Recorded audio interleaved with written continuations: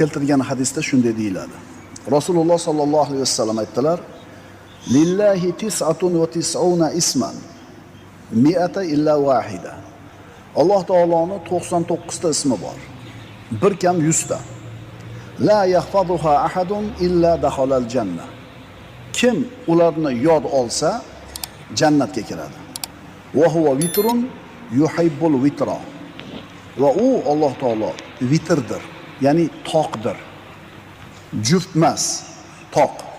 Va toqni, vitrni yaxshi ko'radi. Mana hadisdan ma'lum bo'lyapti, Alloh taoloning mana shu 99 ta ismini kim yod oladigan bo'lsa, jannatga kirar ekan.